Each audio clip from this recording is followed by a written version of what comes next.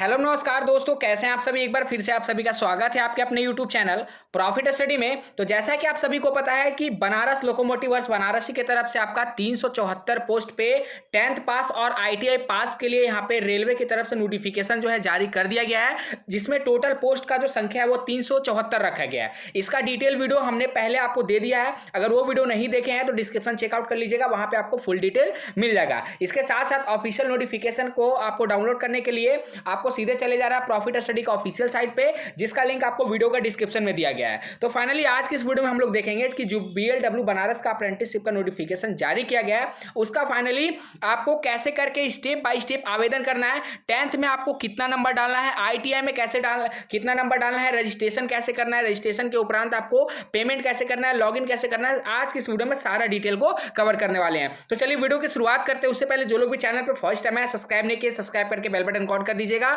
ताकि रेलवे से related A to Z information आप सभी को मिल जाए। डिस्क्रिप्शन में आपको टेलीग्राम ग्रुप, व्हाट्सएप ग्रुप का लिंक मिलेगा, जरूर जरूर ज्वाइन कर लीजिएगा।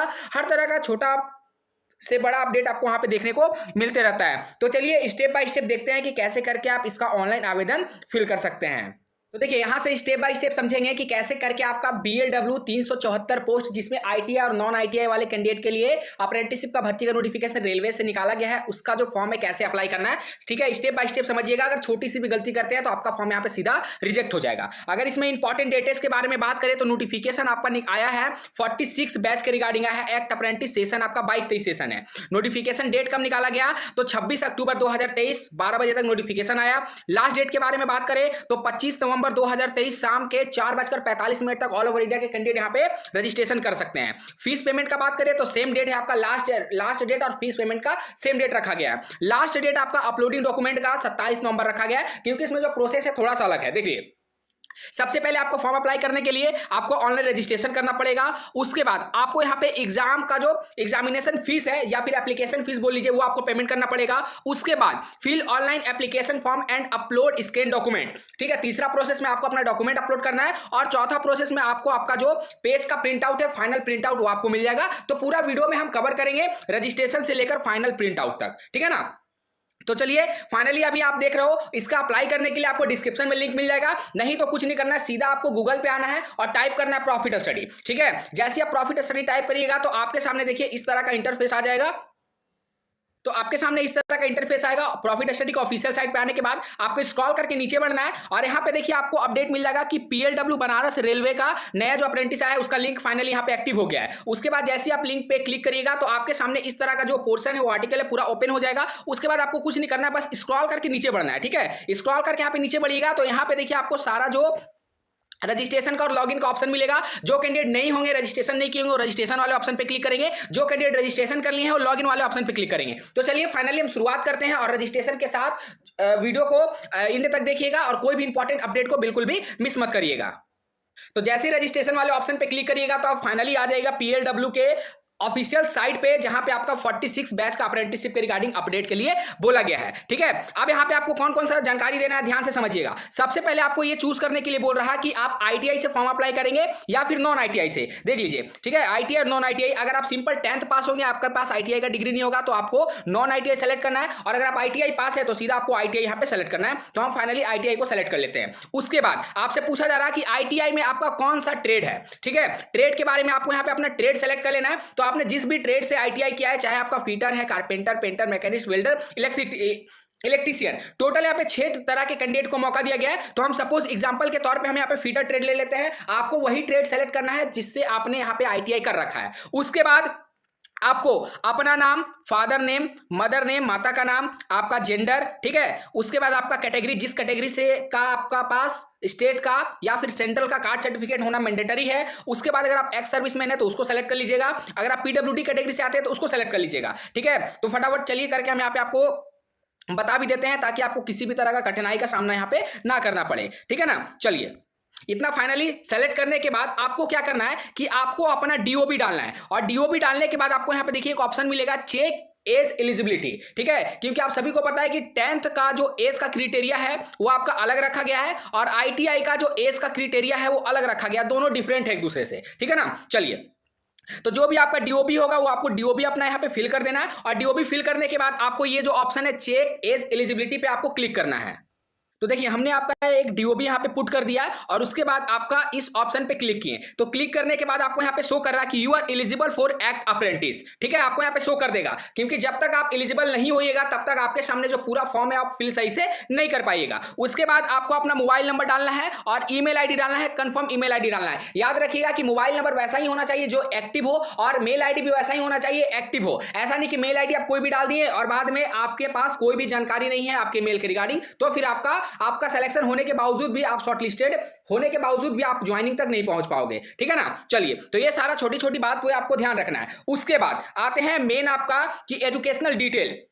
ध्यान से समझिए, एजुकेशनल डिटेल में जहां से भी आपने 10वीं कर रखा है, जिस भी बोर्ड से, जिस भी राज्य से, वो आपको अपना यहाँ पे पार्टिकुलर सेलेक्ट कर लेना है। जैसे हम यहाँ पे सेलेक्ट कर लेते हैं, कोई भी बोर्ड को आप ले सकते हैं जहां से आपने 10वीं पास किया है, चाहे सीबीएसई हो, स्टेट बोर्ड हो, जहां से भी आपने पास किया वहां से आप ले लीजिएगा। ठीक है, मानते हैं जैसे यहाँ पे सेलेक्ट कर लिए झारखंड एकेडमिक काउंसिल। अगर आप उत्तर प्रदेश से हैं तो वो सेलेक्ट कर लीजिएगा। अगर आप मान लीजिए बिहार से हैं तो बिहार सेलेक्ट कर लीजिएगा। पंजाब, गुजरात, आंध्र प्रदेश, जिस भी राज्य से बिलोंग करते हैं आप सेलेक्ट कर लीजिएगा। उसके बाद आपको यहाँ पे बोला जा रहा है कि पासिंग ईयर, आपने जो 10th है वो कब पास किया, तो अपना 10th का जो पासिंग ईयर है वो आपको यहाँ पे पुट कर देना है। ठीक है, उसके बाद आप यहाँ पे बोला जा रहा है कि अनुक्रमांक या फिर एनरोलमेंट नंबर। एनरोलमेंट नंबर के जगह पे अपना 10th का रोल नंबर पुट कर सकते हो। ठीक है, 10th का रोल नंबर यहाँ पे पुट कर सकते हो। उसके बाद आपको यहाँ पे क्या करना है कि आपको यहाँ पे सेलेक्ट करना है कि आपका जो एग्जाम में यहाँ पे ग्रेड सिस्टम था या फिर परसेंटेज सिस्टम था। तो यहाँ पे अधिकांश का जो बात करें तो परसेंटेज सिस्टम रहता है, तो इसीलिए मैं यहाँ पे नो को सेलेक्ट करेंगे। नो को जैसे ही सेलेक्ट करेंगे तो आपके सामने यहाँ पे ऑप्शन आ जाएगा कि आपका टोटल मार्क्स कितना था। आप ध्यान से सुनिएगा,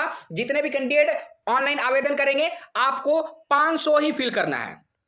आप चाहे झारखंड से हैं, बिहार से हैं, यूपी से हैं, बंगाल से हैं, दिल्ली से हैं, मुंबई से हैं, हरियाणा से हैं, पंजाब से हैं, मध्य प्रदेश से हैं, हिमाचल प्रदेश से हैं, ऑल ओवर इंडिया के किसी भी राज्य, किसी भी शहर, किसी भी कोने से बिलोंग करते हैं, तो आपको क्या सेलेक्ट करना है, 500 नंबर। ठीक है ना, 500 नंबर आपको सेलेक्ट करना है और ओपोनेंट में आपको जितना नंबर आया 500 में वो सेलेक्ट करना है, क्योंकि देखिए जो बेसिक जो मेरिट बनता है वो 500 नंबर पे ही बनेगा बीएलडब्ल्यू में। ठीक है ना, तो ये फाइनली आपका क्लियर हो गया। तो जैसे ही आप यहाँ पे 500 नंबर फिल करिएगा, हम चलिए फिल करके भी आपको यहाँ पे दिखा देते हैं ताकि फिर आपका कोई डाउट यहाँ पे ना बचे। और यहाँ पे ऑप्टेन मार्क्स में मान लीजिए हमारा जो परसेंटेज है 408 नंबर आए, तो यहाँ पे परसेंटेज आपका ऑटोमेटिक यहाँ पे ले लेगा। उसके बाद सीधे आपको कैप्चा इंटर करना है, उसके बाद इस टिकअप वाले ऑप्शन पे क्लिक करना है और सबमिट वाले ऑप्शन पे क्लिक कर देना है। तो चलिए फटाफट हम सारी डिटेल को यहाँ पे फिल करते हैं।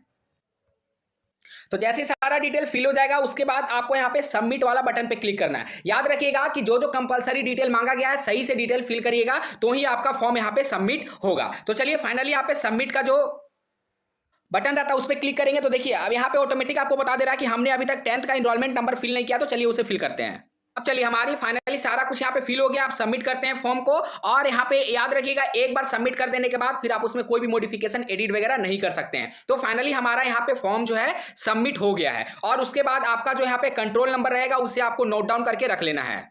तो देखिए फाइनली सक्सेसफुली आपका रजिस्ट्रेशन होने के बाद आपके सामने आ जाएगा कि you have been registered successfully, जहां पे आपको आपका control number, registration number, candidate name, father name, mobile number, date of birth, gender, category, physical, यहाँ पे जो आपका स्टेटस रहेगा वो शो करेगा। अगर आप एक्स सर्विस मैंने सेलेक्ट किए होंगे तो यस, अन्यथा आपको नो सेलेक्ट करेगा। और यहाँ पे फीस आपको 0 शो करेगा क्योंकि हमने यहाँ पे एससी कैटेगरी को सेलेक्ट किया है। और एक बात का ध्यान रखिएगा कि अगर आप अनरिजर्व ओबीसी से बिलोंग करते हैं तो आपको 100 रुपीज का पेमेंट लगेगा, और अगर एससी एसटी पीडब्ल्यूडी या फिर आप फीमेल कैटेगरी से बिलोंग करते हैं तो आपको 1 भी रुपए का चार्जेस देने की जरूरत नहीं है, आपको 1 भी रुपए नहीं लगेगा। आप चलिए फाइनली हम नेक्स्ट स्टेप को कंप्लीट करते हैं। अब हमारा रजिस्ट्रेशन का प्रोसेस सक्सेसफुली कंप्लीट हो गया है। अब हमें करना है लॉगिन अर्थात साइन इन करना है, और साइन इन करने के बाद जो नेक्स्ट स्टेप होता है उसको यहाँ पे कंप्लीट करना है। साइन इन करने के लिए आपको अपना यहाँ पे कंट्रोल नंबर और आपको अपना मोबाइल नंबर डालना होगा, उसके बाद आपको लॉगिन वाले ऑप्शन को क्लिक करना होगा।